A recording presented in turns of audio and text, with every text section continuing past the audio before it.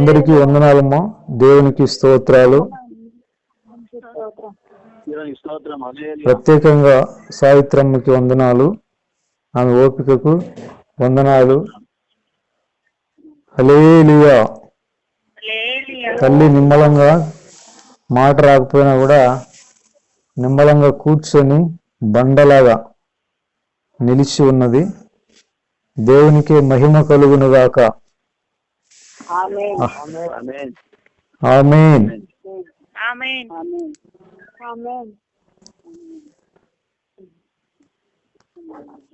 అందరం దేవునికి స్తోత్రం చెప్దాం.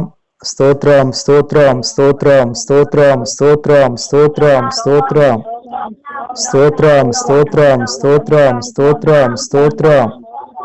హల్లెలూయా హల్లెలూయా హల్లెలూయా హల్లెలూయా హల్లెలూయా హల్లెలూయా హల్లెలూయా హల్లెలూయా.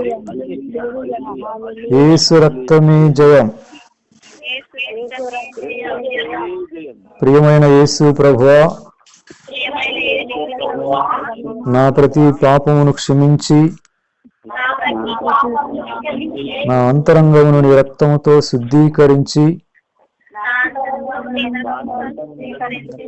నా మనస్సును నా చేతను నడిపించి అనుదినము నాలో నివసించుచున్నందుకు వందనాలు, స్తోత్రాలు నాయనా. ఈ శ్రేష్టమైన ఆరాధన సమయం బట్టి, ఫోన్ కాల్లో ఉన్న ప్రతి ఒక్కరిని బట్టి పేరు పేరున వందనాలయ్యా. పరిశుద్ధాత్మ దేవుడా, మీరే మాతో మాట్లాడండి అయ్యా. యేసుక్రీస్తు నామములో అడుగుచున్నాము తండ్రి. ఆమేన్.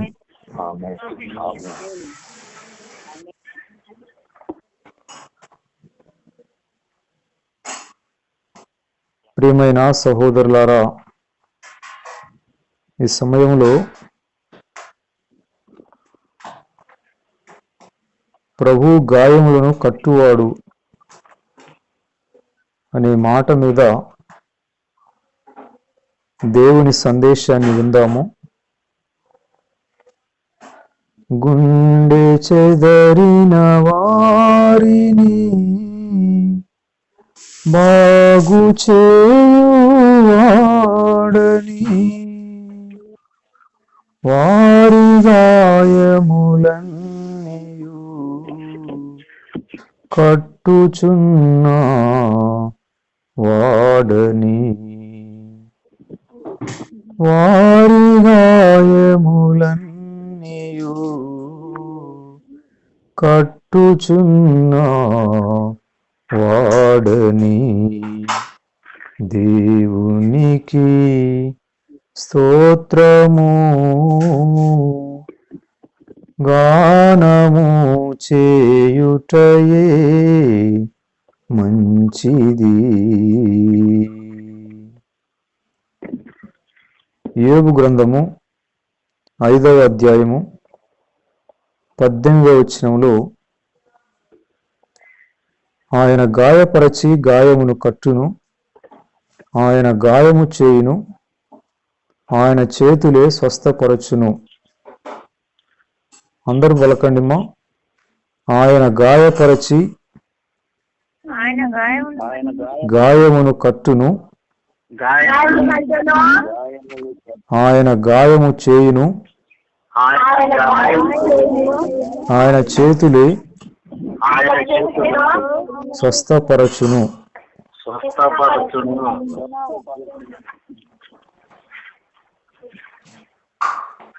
147వ కీర్తన 3వ వచనములో కూడా ఇదే భావము కలిగిన వచనాన్ని చూడగలం. గుండె చెదరిన వారిని ఆయన బాగు చేయువాడు, వారి గాయములు కట్టువాడు. గుండె చెదరిన వారిని ఆయన బాగు చేయువాడు, వారి గాయములు కట్టువాడు. గాయములు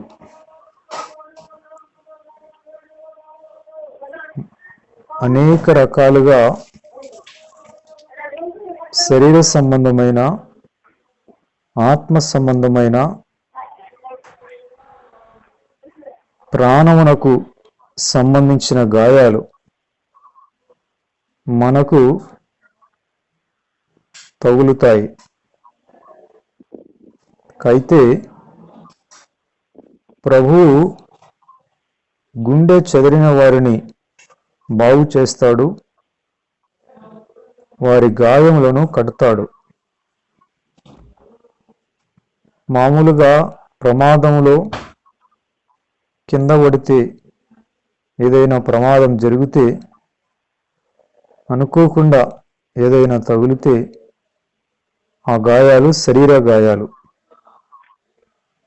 అలాగే పాపముల వలన వచ్చే గాయాలు అవి ఆత్మ సంబంధమైనవి. అలాగే ఇతరుల వలన, మాటల వలన గాయం అవుతుంది. ఇతరులు చేసిన, మన ఎడల చేసిన ద్రోహమైన కార్యాలకు, మన ఎడల చేసిన కత్తిపోటు వంటి మాటలకి మనసు బాగా గాయపడుతుంది. ప్రాణము చచ్చిపోయినట్టు ఉంటుంది. అంటే ప్రాణానికి నిమ్మల ఉండదు, నిద్ర రాదు, ఆహారము తినాలనిపించదు, ఎవరితో మాట్లాడబుద్ధి కాదు. ఒంటరిగా చీకటిలో కూర్చొని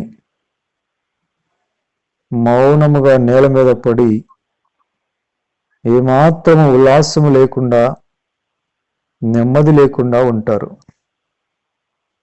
గుండె చెదిరిపోయిన పరిస్థితి. కొన్ని కార్యములకి మానవుల గుండెలు చెదిరిపోతాయి. గుండె బద్దలైందంటారు. గుండె చెదిరిన వారిని యేసయ్య బాగు చేస్తాడు. వారి గాయములన్నీ కూడా ఆయన సరిచేస్తాడు, కడతాడు, బాగు చేస్తాడు. పుట్టినది మొదలుకొని ఈనాటి వరకు మనకు అనేక పరిస్థితుల్లో గుండెలు పగిలిపోయిన పరిస్థితులు ఉంటాయి. గుండెలు పగిలిపోవడం అంటే ఎంతో బాధ కలగటం, తట్టుకోలేనంత శ్రమ, ఏడవడానికి కూడా కన్నీరు రాని పరిస్థితి, వెక్కిళ్ళు పెట్టి గుండెలు బాదుకొని ఏడ్చే పరిస్థితి. ప్రభు శాంతి మానవులను ఏలకపోతే గుండెలు అదిరేలా రొమ్ములు బాదుకొని ఏడుస్తారు, అల్లాడిపోతారు. నేల మీద దొర్లాడి భయంకరంగా ఏడుస్తారు. ఏడ్చి ఏడ్చి కన్నీటి చారలు ముఖం మీద ఏర్పడి ఉంటాయి. కళ్ళన్నీ ఎర్రగా మారిపోయి ఉంటాయి. గొంతు రాపెక్కి ముఖం అంతా అదొక రకంగా నీరసం అయిపోయి ఉంటుంది. శుభవార్త ఏంటంటే గుండె చెదిరిన వారిని ప్రభు బాగు చేస్తాడు, వారి గాయములు కట్టుతాడు. మన జీవితంలో కొన్ని ఊహించని కఠినమైన కార్యాలు జరగడానికి ప్రభువు అనుమతినిస్తాడు. కఠినమైన కార్యాలు అవి ఎటువంటివంటే ఊహించడానికే చాలా బాధాకరంగా ఉంటవి. కుటుంబ పరంగా, పిల్లల పరంగా, భార్య పరంగా, భర్త పరంగా గుండెలు పగిలేలా విపరీతమైన వేదన కలిగే కొన్ని కార్యాలు కూడా మనకు జరిగి ఉన్నాయి. కానీ వాటన్నిటి వలన ఆ గాయాలన్నీ కూడా ప్రభు మాన్పినాడు.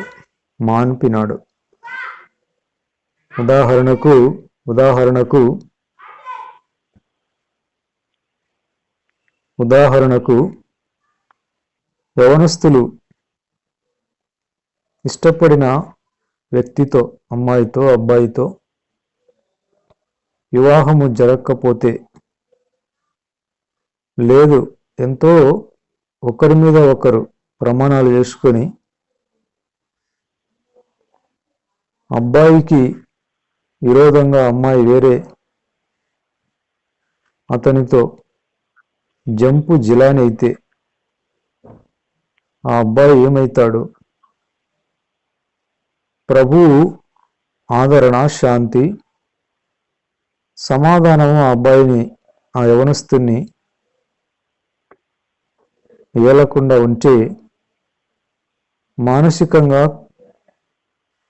మనస్సు గాయపడుతుంది, హృదయం గాయపడుతుంది.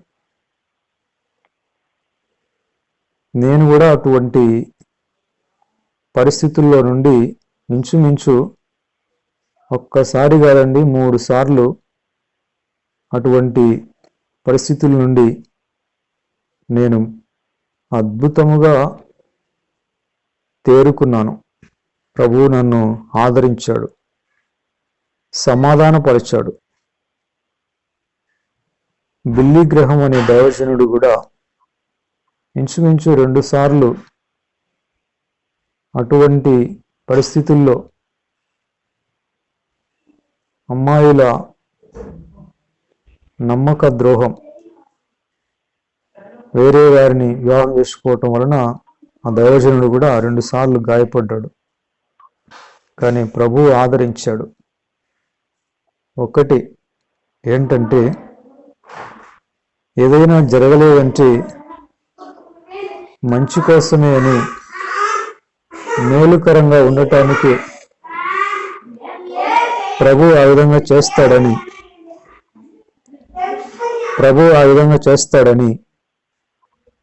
జరగలేదంటే మంచి కోసమే అని దేవుని స్తుతించాలి, బాధపడకూడదు.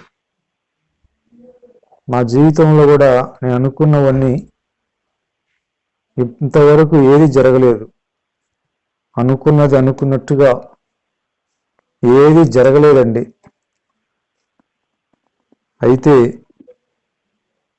ఎంతో దాని గురించి ఆశపడినా అది నాకు ఎండమావుల అనుభవాన్ని చూపించిన నేను వెంటనే ప్రభు సమాధానము నాలో ఉండటాన్ని బట్టి మరుక్షణమే నేను పూర్తిగా ఆ విషయంలో కోలుకున్నాను. చాలామంది లోకంలో ఉన్న దేవుడు లేని మనుష్యులు వాళ్ళు అనుకున్నది జరగకపోతే, వాళ్ళ ఆశ నిరాశ అయితే మానసికంగా గాయపడతారు. జీవితం అంతా శూన్యమైపోయింది అనుకుంటారు. ఇంకా బ్రతకడం దేనికి అనుకుంటారు. కొంతమంది భర్త చనిపోతే ఆ వార్త విని భార్య కూడా గుండె చనిపోయిన వాళ్ళు ఉన్నారు. కానీ నా శాంతిని నీకు అనుగ్రహించుచున్నాను.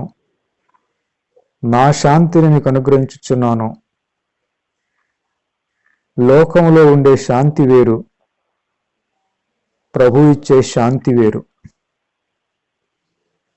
నా యందు విశ్వాసముంచువాని కడుపులో నుండి జీవజల నదులు ప్రవహిస్తాయి అన్నాడు యేసయ్య. జీవజల నదులు, నది కాదు నదులు. మన రాష్ట్రంలో గోదావరి నది ఉంది, దాన్ని జీవనది అంటారు. ఎప్పుడే కానీ చెన్నూరు ఏరు ఎండిపోతుంది, గంగాయపల్లె చెరువు ఎండిపోతుంది, జాన్లవరం చెరువు ఎండిపోతుంది, నాసనపల్లె చెరువు ఎండిపోతుంది చూశాము. కానీ గోదావరి నది ఎప్పుడే కానీ ఎండిపోవటం మన జీవితంలో మనం చూడలేదు, వినలేదు. అంటే అటువంటి నది జీవజల నది కాదు, జీవజల నదులు. అంటే అటువంటి గోదావరి నదులు కొన్ని వందల కొలది అంత సమృద్ధి అయిన సమాధానం, శాంతి మన గుండెను ఏలుతుంది. అప్పుడు ఏమవుతాడంటే మనిషి ఎంతో ఆశపడి, ఎంతో మనస్సు పెట్టుకొని, ఎంతో నిరీక్షణ పెట్టుకొని అది పూర్తిగా విరోధముగా కళ్ళ ముందు కనపడితే క్షణాలలో ఆటోమేటిక్గా దాని మీద మనస్సుని తొలగించుకొని ప్రభు శాంతితో నింపబడతాడు. ప్రియమైన సహోదరులారా, ప్రభు శాంతి సూపర్ నేచురల్, అసమానమైనది.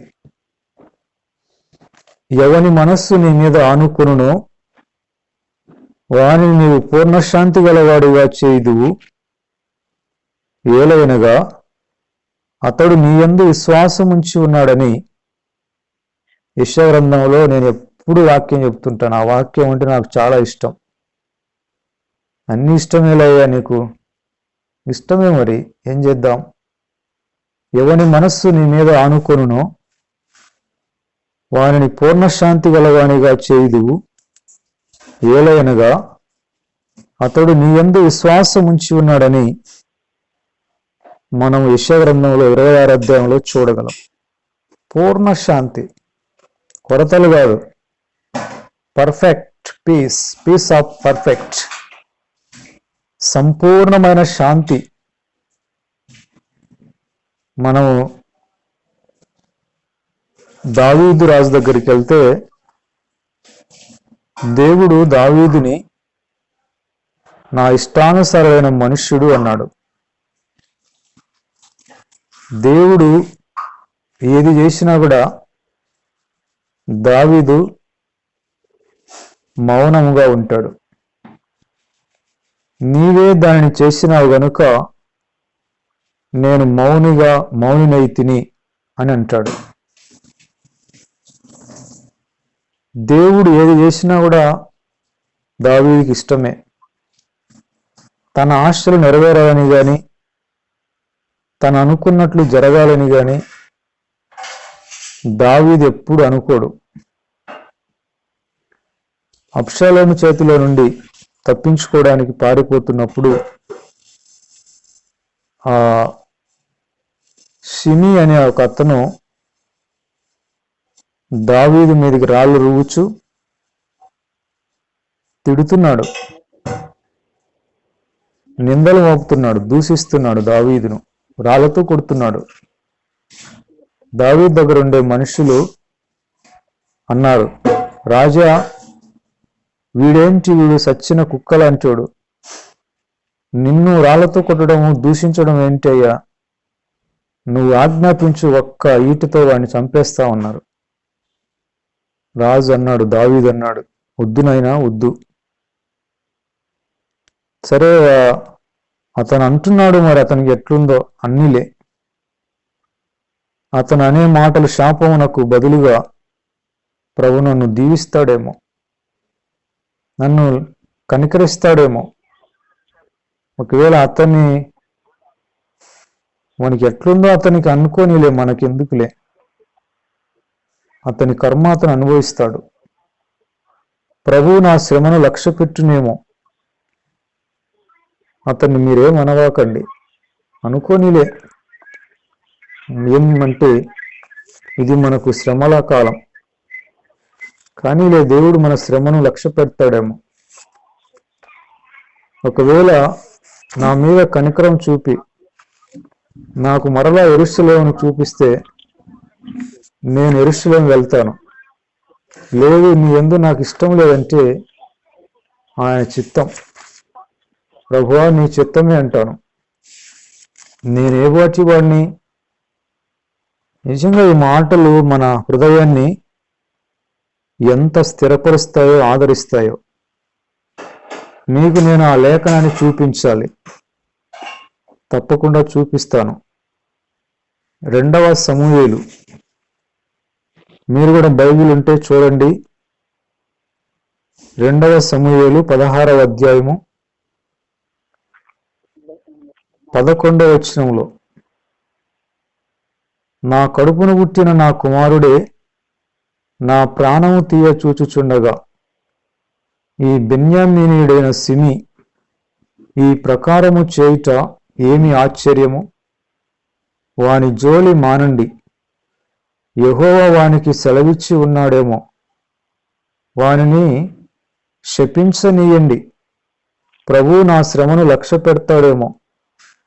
వాడు పలికిన శాపమునకు బదులుగా ప్రభువు నాకు మేలు చేస్తాడేమో అని ఆ సమయంలో ఎంత మాట అన్నాడండి.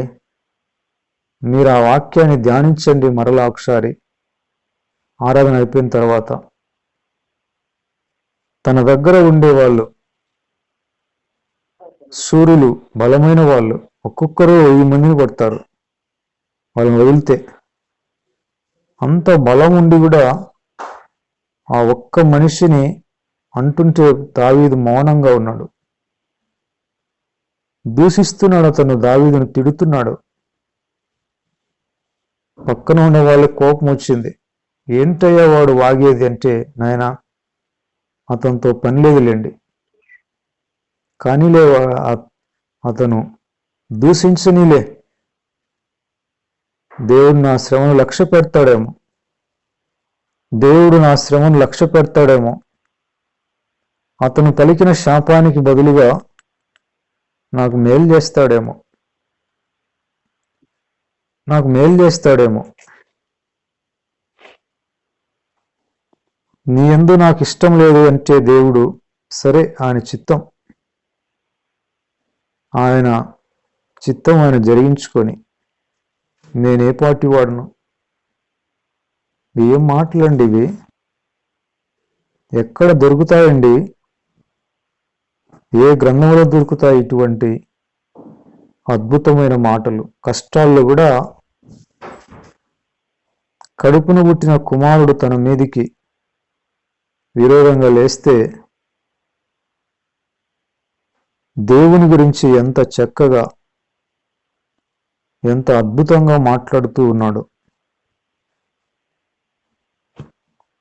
అందుకే దావీదు ఊరియా సంగతి యందు తప్ప మరి ఏ విషయంలో కూడా దేవునికి బాధ కలిగించలేదు. శుభవార్త ఏంటంటే, తప్పు అని తెలిసిన తర్వాత ఉపవాసాలుండి పశ్చాత్తాపడి దేవుని కనికరాన్ని పొందుకున్నాడు. ఈ 2వ సమూయేలు 15వ అధ్యాయం 25వ వచనంలో 26వ వచనంలో చూడండి. అప్పుడు రాజు సాదోకును పిలిచి, రాజు అంటే దావీదుని, దేవుని మందసమును పట్టణంలోనికి తిరిగి తీసుకొని పొమ్ము. యెహోవా దృష్టికి నేను అనుగ్రహము పొందిన ఎడల ఆయన నన్ను తిరిగి రప్పించి యెరూషలేమును తన నివాస స్థానమును నాకు చూపిస్తాడు. నీ యందు నాకు ఇష్టము లేదు అంటే ఆయన చిత్తం, నీ దృష్టికి అనుకూలమైనట్టు నా ఎడల జరిగించుమని నేను చెప్పేదను అని యాజకునితో దావీదు రాజు పలికాడు. చూడండి, అహంకారంగా మాట్లాడలేదు, దేవుని నిందించలేదు. ఆయన దయ నా మీద ఉంటే నేను తిరిగి యెరూషలేముకి వెళ్తాను, దేవుని నివాసాన్ని చూస్తాను. నువ్వంటే నాకు ఇష్టం లేదురా బాబు దావీదు అంటే ఆయన ఇష్టం. ఆయన చిత్తము జరిగించుకొని ఆయనకు మహిమ అంటున్నాడు. ఏం మాటలండి! ఎంత అద్భుతమైన సందేశాన్ని దావీదు మనకిస్తున్నాడు. గాయమైంది, కడుపును పుట్టిన కుమారుడే నమ్మక ద్రోహం చేశాడు. తండ్రిని చంపడానికి, తండ్రి బ్రతికుండగానే, తండ్రిలో దావీదులో బలం ఉండగానే అబ్షాలోం కుట్ర చేసినాడు. ఎంత గాయమేంటదండి! ఎంత గాయమేంటది! ఆ గాయంలో కూడా ఎటువంటి గమగమలు వస్తున్నాయో చూడండి. పుష్పాలని, మల్లెపూలను కానీ ఏదైనా కానీ పుష్పాలను ఎంత నలగొట్టి దంచిన పెంటవాసన రాదు, గమ గమ గమ అంటుంది. ఎందుకంటే దాని స్వభావమే అది. దంచండి నా రోట్లో వేసి, ఈ చందనపు కొయ్యని చెక్కని పిండి చేయండి, దంచండి. ఈ కొన్ని చెక్కలు ఉంటాయి, సుగంధపు చెక్కలు, చందనపు చెక్కలు, ఈ రకరకాల గమగమలాడే పుష్పాలు ఉంటాయి.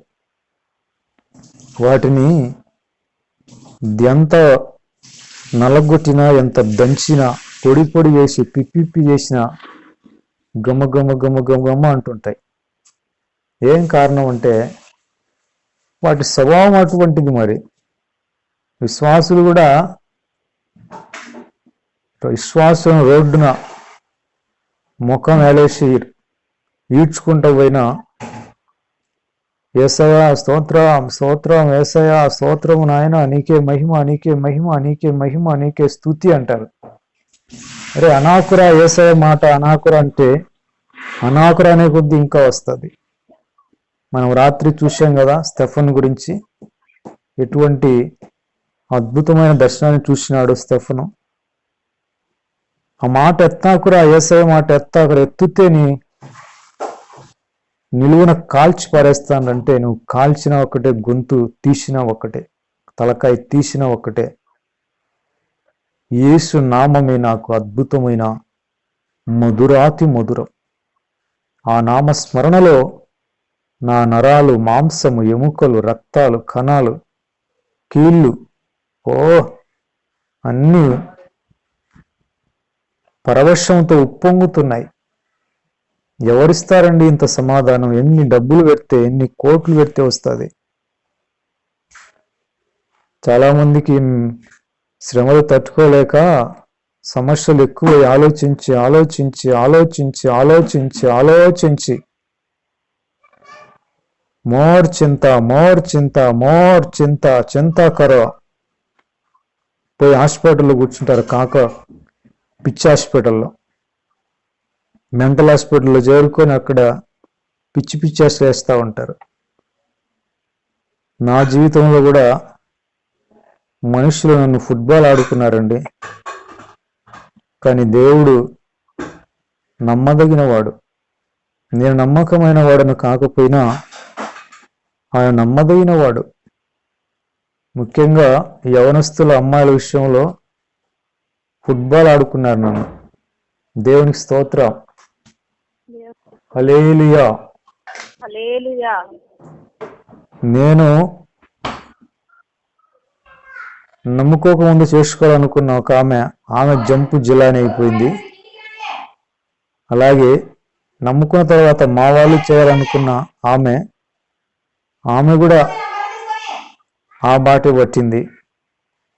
అలాగే నమ్ముకున్న తర్వాత నేను చేసుకోవాలి, ఆమె కూడా ఆ బాటే పట్టింది. ఇంకెట్లుంటాడు మనిషి? ఒకటి కాదు, రెండు కాదు, ముగ్గురు ఆ బాటే పట్టారు. కానీ ఈ రోజున వారి జీవితాలు చాలా గందరగోళంగా ఉండాలండి. పుట్టింటికి వారు దూరమైనారు. సమాజంలో వారు నెమ్మది లేకుండా జీవిస్తున్నారు. ప్రియమైన సహోదరులారా, ఈ ఆటంకాలలోనే పరిమళ సందేశం వస్తుంది. ప్రియమైన సహోదరులారా, గాయాలు మామూలు గాయాలు కాదండి. మీరు అక్కడక్కడ చూసింటారు, కొంతమంది బస్టాండ్లలో పిచ్చోళ్ళై రోడ్ల వెంబడి తిరుగుతుంటారు. ఈ బాగా సహవాసం చేసి యవనస్తులు అబ్బాయిల విషయంలో మోసపోయి పిచ్చి వాళ్ళుగా తలకాయ బరుక్కుంటుంటారు. కానీ దేవుడు ఎంత మంచివాడు. ఆయన మంచితనాన్ని చెప్పకపోతే ఎట్లా? అందుకే చెబుతున్నాను, దావీదు కూడా కడుపున పుట్టిన కుమారుని విషయంలో గుండె గాయమైంది. అయ్యో, నా కడుపున పుట్టిన కుమారుడే నన్ను చంపడానికి వస్తున్నాడే.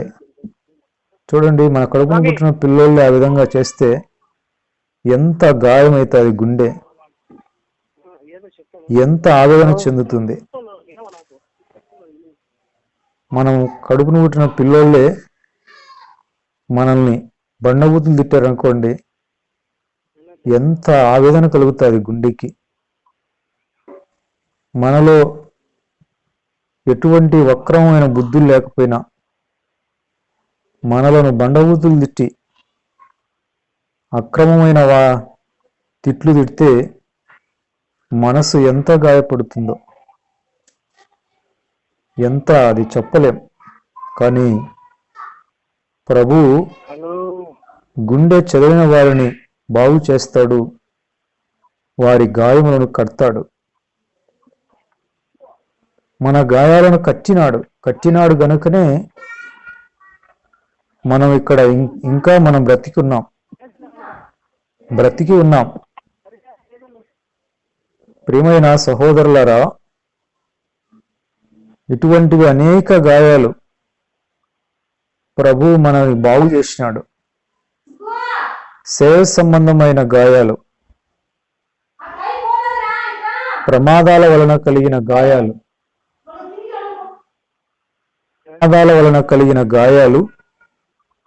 కూడా ఆయన గాయాల్లో ఉన్న స్వస్థత చేత బాగు చేశాడు. ప్రైజ్ ద లార్డ్, హల్లెలూయా. ప్రభు చిత్తమైతే మందిరం తిరిగి ఆరాధన చేసినప్పుడు ఒకసారి ఇంకా వివరంగా చక్కగా ఎటువంటి శబ్దాలు లేకుండా ఈ సందేశాన్ని మనం వినబోతాం. ప్రియమైన సహోదరులారా, ప్రభువా మీకే వందనాలయ్యా, మీకే స్తోత్రాలు. దావీదు అబ్షలోము యొక్క గాయము నుండి బాగుపడ్డాడు. అందుకే ఆ మాట దేవుని గురించి చక్కగా పలికాడు. బాషీబాతో మరి అక్రమంగా జీవించినప్పుడు ఆ సమయంలో మరి ఆమె గర్భవతి అయి ఒక కుమారుని కంచి ఆ పిల్లోడు పుట్టినప్పటి నుంచి బాగలేదు. వాడికి ఆ 6-10 రోజుల పసికందువాడు జబ్బు చేశాడు. ప్రభు కనికరిస్తాడని వారం రోజులు ఉపవాసం ఉన్నాడు. వారం రోజులు ఉపవాసం ఉండి ప్రార్థన చేశాడు, ప్రభు కనికరం చూపి బాగు చేస్తాడేమో అని, బాషిబాకు జన్మించిన బిడ్డను బాగు చేస్తాడని. కానీ ఏమీ గాని తినలేదు. ఆ బిడ్డలో ప్రాణం ఉన్నంత వరకు ఉపవాసం ఉండి బాగుపడాలని వేడుకున్నాడు. కానీ ఆ పిల్లోడు వారానికి చనిపోయినాడు. చనిపోతే ఆ దావీదు యొక్క సేవకులు అనుకున్నారు, బిడ్డ బతికి ఉండగానే బాగలేదని రాజు భోజనం తినలేదు, వారం నుండి భోజనం తినలేదు, ఇప్పుడు ఆ బిడ్డ చనిపోయింది, ఇప్పుడు ఆ విషయం తెలిస్తే రాజు ఏమైపోతాడో ఎవరే కానీ చెప్పాకండి అని వాళ్ళు మాట్లాడుకుంటున్నారు. అప్పుడు అర్థమైంది దావీదుకి పరిస్థితి. బిడ్డ చనిపోయినట్టున్నాడు అనుకొని ఒక సేవకుని పిలిచి అడిగాడు, ఏమైంది అంటే, అయ్యా బిడ్డ చనిపోయిందయ్యా అన్నాడు. అవునా, సరే నాకు భోజనం రెడీ చేయండి అని స్నానం చేసి తైలం రాసుకొని భోజనానికి కూర్చున్నాడు. భోజనం తింటున్నాడు. సేవకులకు అర్థం కాలే, ఏంటి బిడ్డ బతికి ఉండగా భోజనం తినమంటే, నాకొద్దు అన్నాడు. మరి బిడ్డ చనిపోగానే శుభ్రంగా స్నానం చేసి తైలం రాసుకొని చక్కగా ఫలాహారం తింటున్నాడే, ఏంటి ఇది అర్థం కాలేదు అనుకొని వాళ్ళు అడిగారు, దావీదుని అడిగారు, ఏంటి రాజా అంటే, అవునయ్యా బ్రతికి ఉన్నప్పుడు దేవుడు నన్ను కనికరించి ఆ బిడ్డను బాగు చేస్తాడని నేను వాడి కోసం ప్రార్థన చేశాను. వాడిప్పుడు ప్రాణంతో లేడు కదా, ఇంకా నేను ఎందుకు ఉపవాసం ఉండాలి? దేవుడి ఇష్టం. మనం ఏమన్నా బిడ్డను బతికించగలమా? దేవుడి ఇష్టం, దేవునికి స్తోత్రం అన్నాడు. చూడండి, అంటే మనస్సును ఆటోమేటిక్గా మార్చుకున్నాడు. ప్రతి విశ్వాసులు కూడా ఇలా ఉండాలి. నేను అనుకున్నదే జరగాలి, నేను కోరినట్టే జరగాలి, నా ఆశ నెరవేరాలి. నేను అనుకునే జరగలేదు అనుకో, ఇంకా యేసు ప్రభువుకు నాకు గుడ్ బై. ఏం బెదిరిస్తావా నాయన? ఎప్పుడే కానీ చూడండి, నేను చెబుతున్నాను, యేసు ప్రభు సేవకుడిగా నేను అనుకున్నట్లుగా ఈ 22 సంవత్సరాలలో ఏది జరగలేదండి, ఏది జరగలేదు. కానీ దేవుడు ఏమైతే అనుకున్నాడో నా గురించి అది మాత్రమే ఆయన జరిగించాడు అని నేను చెప్పగలను. అందుకే నేను దేని మీద కూడా ఎక్కువ మనసు పెట్టుకొని పూర్తిగా లీనమైపోను.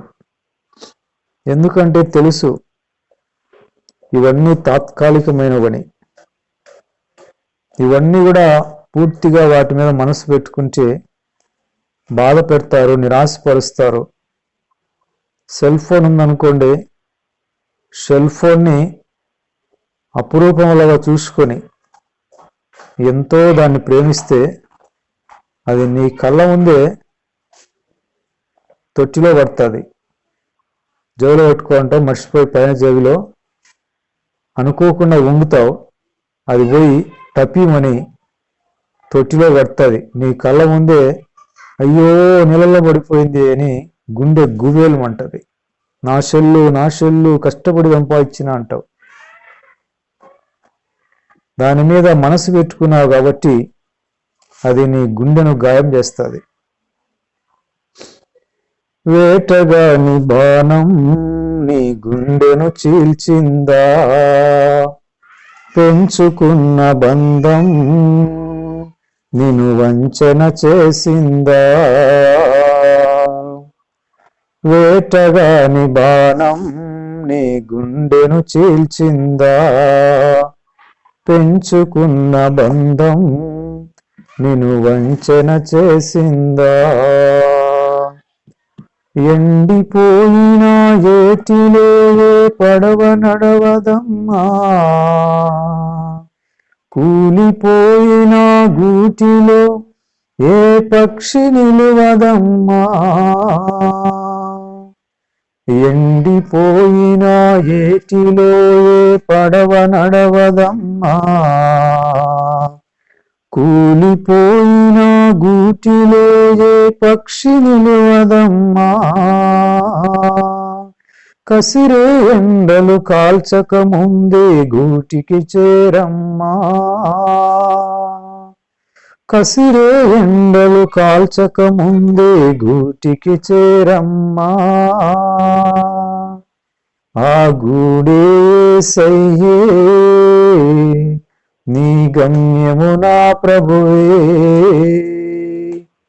పావురమా పావురమా ప్రియమైన పావురమా, పావురమా పావురమా పయనించే పావురమా, ప్రియమైన పావురమా పయనించే పావురమా. ఈ పాట నేను రాకపోయినా ఆ పాటలో ఉండే అర్థము నాకు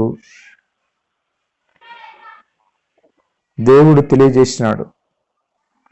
మనం అనుకున్నవి, మనం ఆశించినవి, మనం కోరుకున్నవి, మనము తలంచినవి, మనసు పెట్టుకున్నవి పూర్తిగా విరోధంగా జరిగినప్పుడు వాటిని ఏమంటారంటే ఎండిపోయిన ఏరు. ఎండిపోయిన ఏటిలో ఏ పడవైన నడుస్తుందా? నడుస్తుందమ్మా? నడవదు. కూలిపోయిన గూటిలో ఏ పక్షి అయినా ఉంటుందా? ఉండదు. అలాగే మనం అనుకున్నవి, ఆశ పెట్టుకున్నవి, కలలు కన్నవి, మన కోరికలన్నీ విరోధంగా అనుకున్నది ఒకటైతే వేరేది జరిగితే దాన్ని ఏమంటారంటే, అది జరిగినప్పుడు మనం దేవునికి స్తుతి చెల్లించి దాన్ని అంగీకరించాలి. కానీ ఇంకా జరగలేదని దేవుని అపార్థం చేసుకోకూడదు. దేవుని అపార్థం చేసుకోకూడదు. ఆయన మనకు మంచే చేస్తాడు. దేవుడు ఎవరికి అన్యాయం చేయడు, ఎవరికి కీడు చేయడు. ఆయన అందరికీ ఉపకారం చేస్తాడు. ఆయన నువ్వు అనుకున్నవి, నువ్వు ఆశించింది జరగలేదు, రాలేదు అంటే నీకు వచ్చిన దాన్ని బట్టి దేవుని స్తుతించి దేవుని గణపరిస్తే నిన్ను సంతోషం, దేవుని సమాధానం ఏలుతుంది. జరగని వాటి అన్ని విషయాలు వాటిని ఏమంటారంటే ఎండిపోయిన ఏరు, కూలిపోయిన గూడు. ఇవన్నీ కూడా అటువంటివే. నేను అనుకున్నది జరగలే, ప్రభు నా కోరికలు తీర్చలేదు, నా ఆశలు వమ్ము చేసినాడు, నేను ఎంతగానో ఆశపడ్డాను, కలలు కన్నాను, ఎన్నో ఏండ్లు ఎదురు చూశాను, కానీ నాకు ఇష్టానుసారంగా జరగలేదు, నాకు నచ్చినట్టు జరగలేదు అనుకొని మనుష్యులు ఎండిపోయిన ఏటిలో పడవ నడపాలనుకుంటే ఏమైతుంది?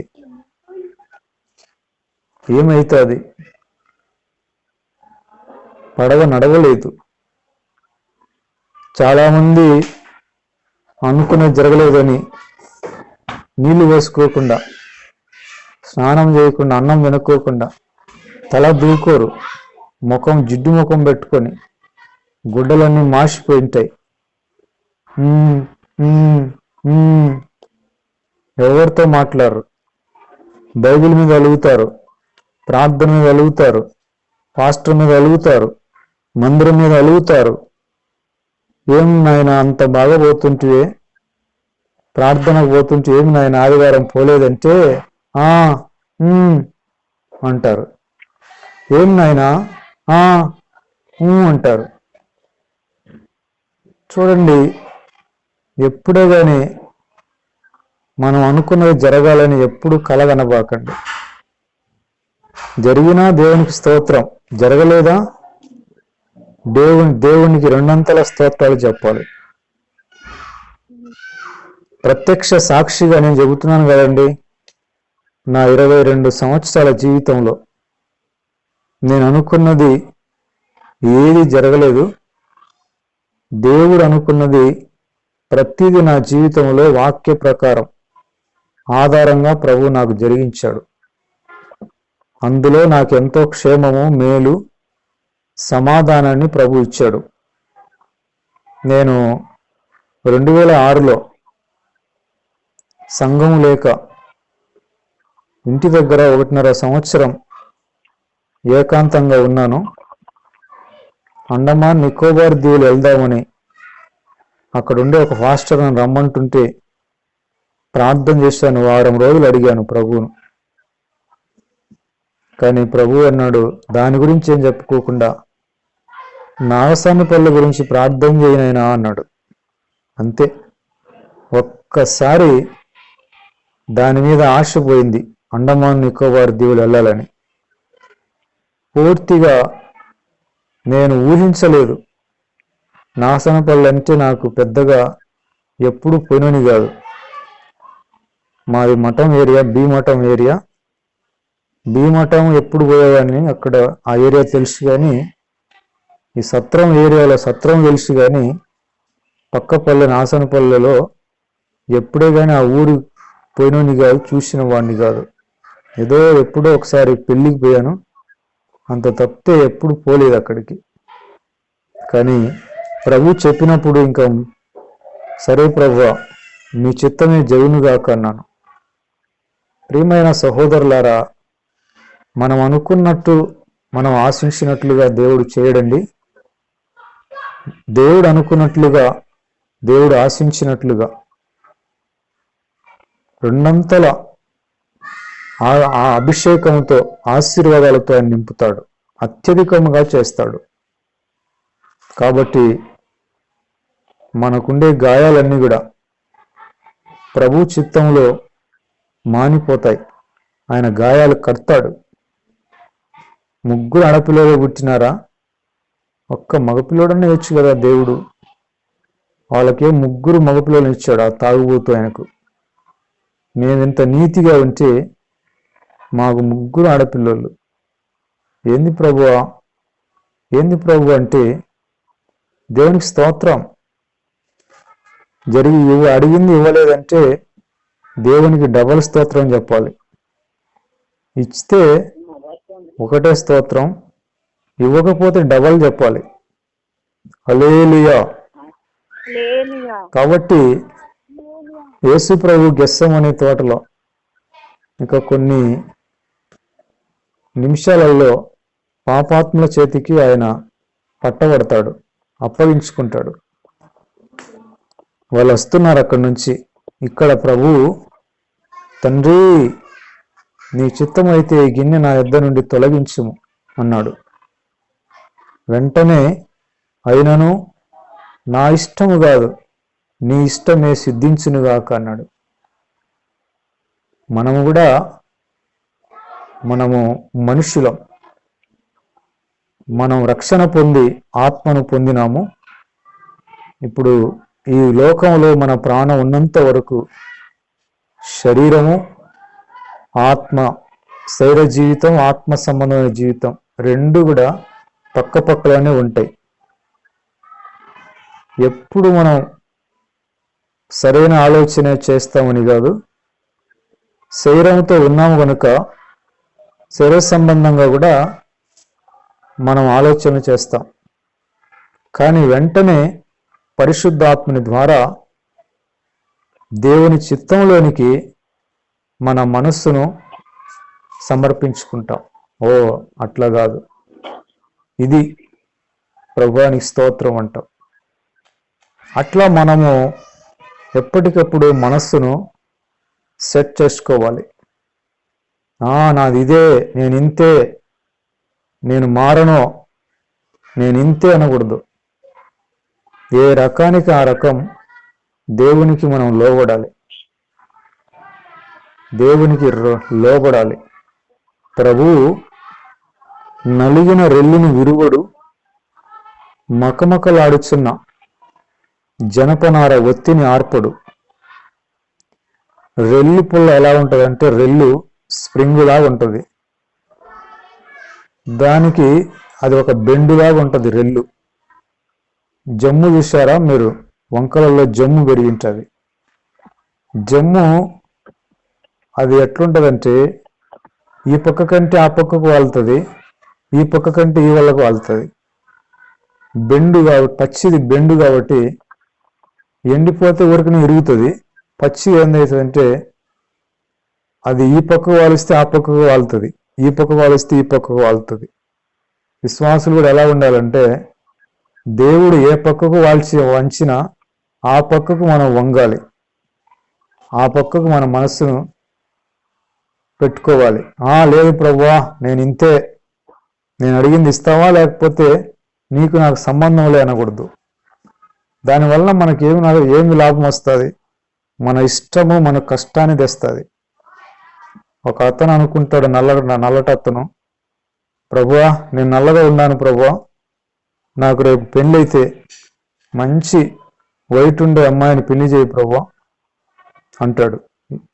ఏం నల్లగా, ఇంకా నీకంటే నల్లగా ఉండే అమ్మాయి దేవునికి ఇవ్వాలనుకుంటే నువ్వేం చేస్తావు? ఏంది ప్రభువా, నేను వైట్ ఉండే అమ్మాయిని అడిగాను, నాకు నల్లటి అమ్మాయిని చేసిన ప్రభు అంటే, నైనా ఆమె రంగు నలుపే గాని మనసు తెల్లనైనా తెలుపు. అటువంటి అమ్మాయి ఎక్కడ దొరుకుతుంది? నిన్ను పొలలో పెట్టుకొని చూసుకుంటుంది, నిన్ను ఒక పసిబిడ్డను చూసుకుంటుంది నీ భార్య. సుబుద్ధి గలది నైనా, రూపం అవసరం లేదు. కొంతమంది ఫుల్ వైట్గా ఉంటారు కానీ మనస్సు చూస్తే నల్లగా ఉంటుంది, సింతముద్దులాగా ఉంటుంది మనస్సు. ఎంత కఠినమో, ఎంత రాక్షసులు ఉంటారో. చూడడానికి అందము మోసకరం, సౌందర్యం వ్యర్థం. దేవుని యందు భయభక్తులు కలిగిన సింతముద్దు లాంటి అమ్మాయిలైనా కొనియాడబడతారు. హల్లెలూయా. హల్లెలూయా. ప్రియమైన సహోదరులారా, నేను కూడా ప్రభువుని అడిగాను. 100 కేజీలుండి ఇంతలా ఉండి సింతముద్దులాగా నల్లగా ఉండి కుంటేమైనా నువ్వు చెప్పు ప్రభువా, నేను చేసుకుంటా. ఎందుకంటే నువ్వు ఏమి చేసినా కూడా మంచే చేస్తావు, అన్యాయం చేయవు, ద్రోహం చేయవు ప్రభువా. నేను నీకు ద్రోహం చేయొచ్చునేమో కానీ నువ్వు మాకు ద్రోహం చేయవు. మా కోసం నువ్వు రక్తాన్ని చిందించావు, ప్రాణాన్ని అడ్డు పెట్టావు. నీకు మా బావులకు నీకు బాగా తెలుసు కాబట్టి మీరు ఏం చేసినా ఒక్కటే ప్రభువా, నీకు స్తోత్రం. ఇంకా మిమ్మల్ని ఎప్పుడైనా బాధ పెట్టింటే క్షమించండి అని ఎన్నోసార్లు నేను ప్రభువుతో చెబుతుంటాను. కాబట్టి ప్రియమైన సహోదరులారా, గాయాలు అవి ఏ రకమైన గాయాలైనా ఈ సమయంలో నేను కొద్దిగా ఉపోద్ఘాతం లాగా, టిఫిన్ సెక్షన్ లాగా దీని గురించి మీకు నేను సందేశాన్ని చెప్పాను. ప్రభు చిత్తమైతే మందిర ఆరాధనలో ఇంకా చాలా వివరంగా, విపులీరకంగా, ముఖాముఖిగా ఆ అద్భుతమైన వర్తమానాన్ని విందాం. మనం ప్రభువును ఆరాధించాలి. మన గాయాలను, శరీరానికి తగిలిన గాయాలు, ఆత్మకు తగిలిన గాయాలు, మనసుకు తగిన గాయాలు, అంటే ప్రాణానికి తగిలిన గాయాలు, 3 రకాల గాయాలను ప్రభువు బాగు చేసినాడు. ఈ రోజున సజీవ లెక్కలో ఉంచి నిమ్మలముగా, సమాధానముగా, తృప్తికరమైన విశ్వాస జీవితాన్ని, ప్రభువుకు డబల్ స్తోత్రాలు చెప్పే సందేశాన్ని మనకిచ్చాడు. అందుకు మనం దేవుణ్ణి కొనియాడాలి. ప్రభు ఈ మాటలను దీవించునుగాక. ఆమేన్.